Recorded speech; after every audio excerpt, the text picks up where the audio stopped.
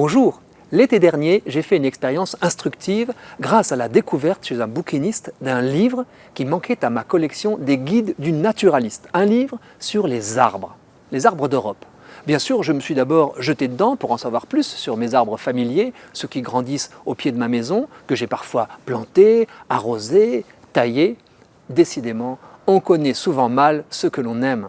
Je passe sur la stupéfiante vie sexuelle des arbres qui n'a rien à envier en complexité à celle des animaux. Il y a des mâles, des femelles, des hermaphrodites, etc. Et je nous épargne les mots savants qui permettent de déterminer et classer ces végétaux. Je n'ai pas tout compris. Mais les scientifiques sont aussi des êtres humains et parfois des poètes. Et c'est une toute petite phrase découverte à propos du frêne qui m'a fait réfléchir. Et surtout, regarder autrement ce compagnon familier de mon paysage. Je dois préciser que j'avais déjà passé des dizaines d'heures à observer les frênes de mon environnement. L'un est immense et sert chaque année de perchoir à des faucons cresserelles. D'autres sont taillés en tétard le long des fossés du Marais, régulièrement privés de leurs branches à hauteur d'homme pour faire du bois de chauffage. Ils développent à cet endroit une excroissance qui les fait ressembler à la larve de la grenouille. L'un de ceux que j'avais plantés a été coupé en deux par l'action d'une chenille assassine, capable de vider une branche de l'intérieur. Un autre enfin développe une maladie, un champignon, qui paraît-il est en train de décimer les frênes. On espère qu'ils résisteront mieux que les ormes, qui ont été exterminés il y a quelques décennies. Bref, je me croyais presque expert en frênes. Eh bien, nenni. Car voilà la petite phrase lue dans la description du frêne européen. Le frêne est l'arbre qui laisse voir le ciel.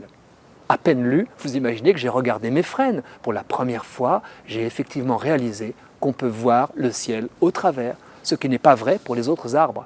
Il m'avait fallu lire pour voir. J'ai rapproché cette expérience d'une autre lecture, celle d'un ouvrage sur nos villes découvert il y a quelques années. Il détaillait les multiples vestiges devenus inutiles, encore présents le long des rues.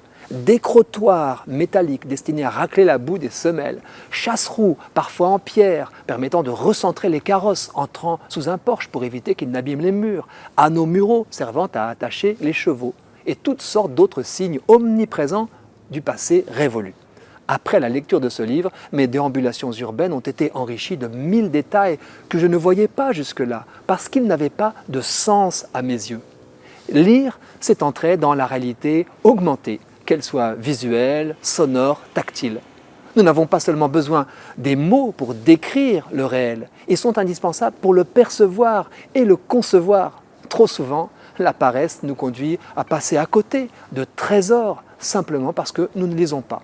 Bref, heureux celui qui a vu parce qu'il a lu.